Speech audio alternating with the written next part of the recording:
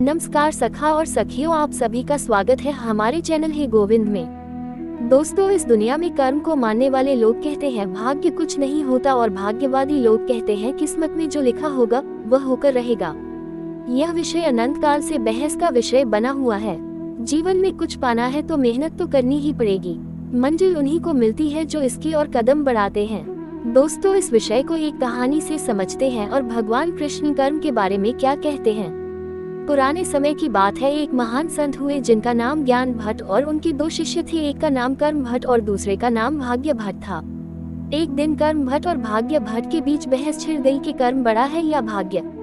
कर्म भट्ट कर्म को बड़ा मानता था लेकिन भाग्य भट्ट भाग्य को बड़ा मानता था।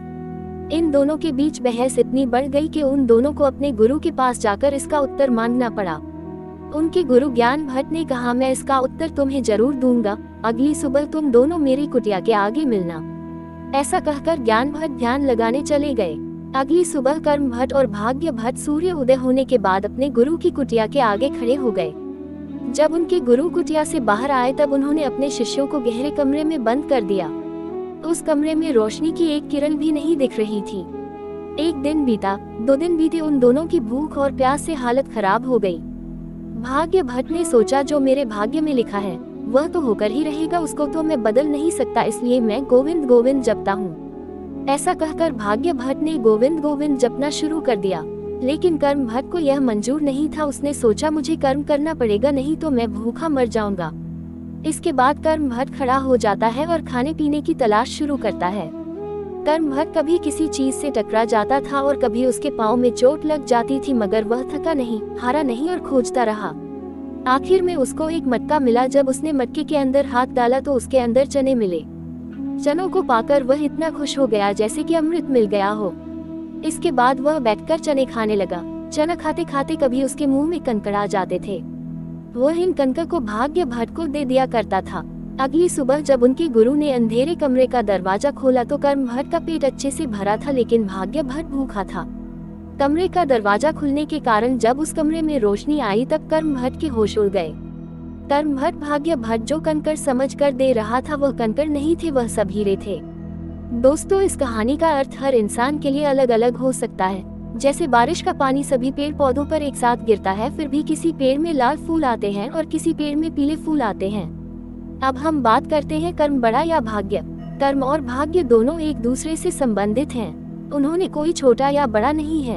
आप अच्छे कर्म नहीं करोगे तो आपका भाग्य अच्छा नहीं बनेगा और आपका भाग्य अच्छा नहीं होगा तो आप कर्म ठीक से नहीं कर पाओगे।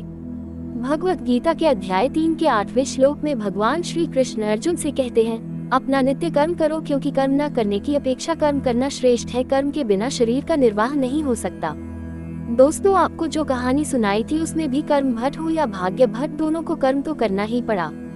एक ने गोविंद गोविंद पुकारा तो दूसरे ने खाने की तलाश की। कर्म करने से कोई भी मुंह नहीं मोड़ सकता और आपने कर्म किया है तो उसका फल अवश्य मिलेगा। आप सोच रहे होंगे कि भाग्य भक्तों को इतना बड़ा फल क्यों मिला।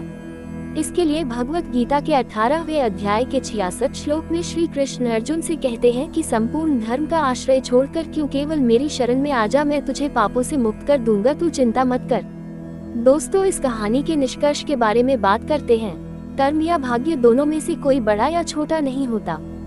जीवन सफल होने के लिए कर्म और भाग्य दोनों चाबियों की जरूरत पड़ती है। जैसे बैंक के लॉकर की एक चाबी हमारे पास रहती है और एक चाबी मैनेजर के पास रहती है, ऐसे ही हमारे पास कर्म की चाबी है और भगवान के पास भाग्य की चाबी है। जब तक ये दोनों चाबियां सफलता के ताले में नहीं जाएंगी तब तक हमको सफलता नहीं मिलेगी। इसलिए हमको कर्म तो करना ही चाहिए और उन सभी कर्मों को भगवान को अर्पित कर देना चाहिए। यही निष्काम कर्म योग का सिद्धांत है जिसे भगवान कृष्ण भगवत गीता में देते हैं। अगर आपको कहानी अच्छी लगी तो चैनल को सपोर्ट करें। धन्यवाद। जय श्री कृष्ण। राधे राधे।